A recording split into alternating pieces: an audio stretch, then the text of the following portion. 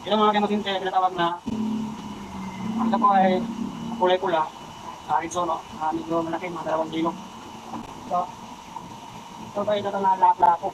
Maraming klase na laplako, pero ito ay isang klase na OG, ordinary gopher. Mga 1.5 kilos yan. Stonefish. So, isang laplako din, ito ang tawag sa amin dito, tiger gopher. Mga 1.8 kilos. Dali po ito namin. Mga 8 kilo.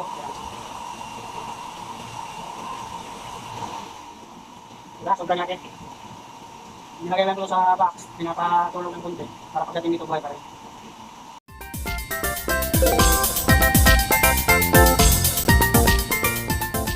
Para ihatid natin sa aquarium para pahinga yung isda mga kadagat. So yan, buhos na natin. Kaya may isa pa mga kadagat. Yan, dumating pa na isa. Ito, pakita ko po sa inyo itong isda ngayon.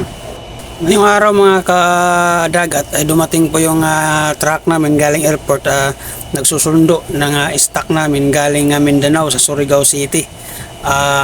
May mga 7 box na dumating na may laman na isda na buhay.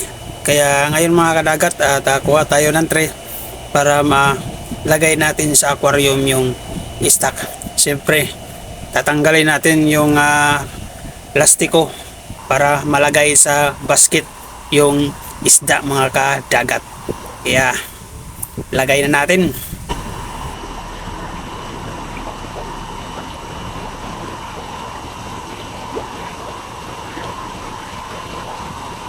Ngayon mga kadagat at mayroon tayong dumating na bagong stock galing Surigao City.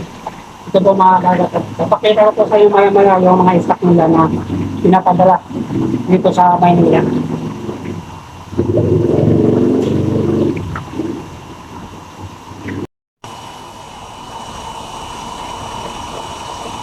At yan mga kaimasinti, papakita ko po sa inyo yung mga stock na dumating galing Surigao City, Mindanao.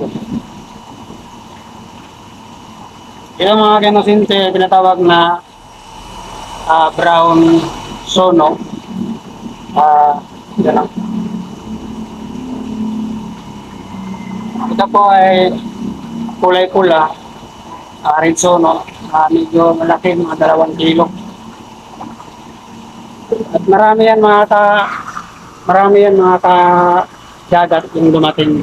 Kaya ito ipapakita ko po sa inyo yung isa, yung mga grouper na dumating. So, ito po ito na lapu-lapu. Maraming klase na lapu-lapu, pero ito ay isang klase na OG, ordinary grouper. Mga 1.5 kilos yan.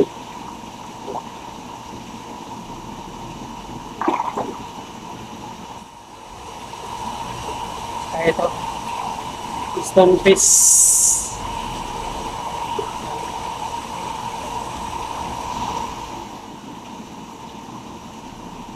Wala, isang lapu-lapu din, ito ang tawag sa amin dito, tiger grouper.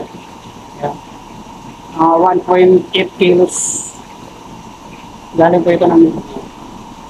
At may malaki dito mga kadagat. Mga 8 kilo. Yan.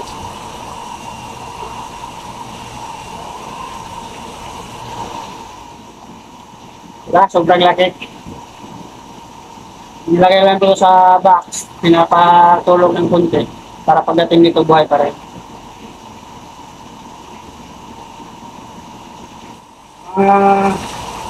Ito may tinatawag na aswang. Pero lapo-lapo pa rin ito. Yan.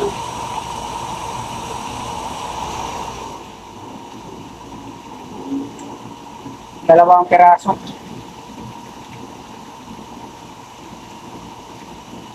Mga kadagat,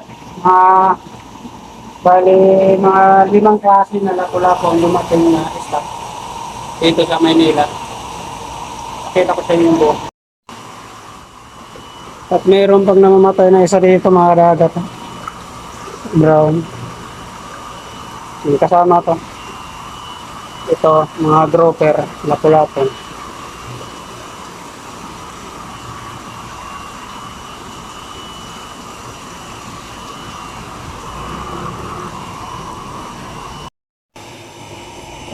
yan lang po lahat mga kadagat ng dumating na isda. Ay isang yamang dagat galing, siyempre dagat. 5 klase na lapu-lapu ang dumating kanina dito sa Maynila. Kaya sa hindi pa nakasubscribe sa aking YouTube channel, Yamang Dagat, at saka sa aking Facebook page, Yamang Dagat, subscribe na, click ang notification bell para update kayo palagi sa aking mga video. Sa ngayon mga kadagat, dito muna tayo sa Maynila. Kapag makapag-ipon-ipon tayo ng camera o mga gamit na pang underwater, ay doon tayo mag-video at ipapakita ko sa inyo yung iba't ibang klase ng yamang dagat sa aming probinsya mga kadagat. Kaya anong hinihintay nyo mga kadagat, click nyo lang ang subscriber at i-follow sa aking channel. Let's go!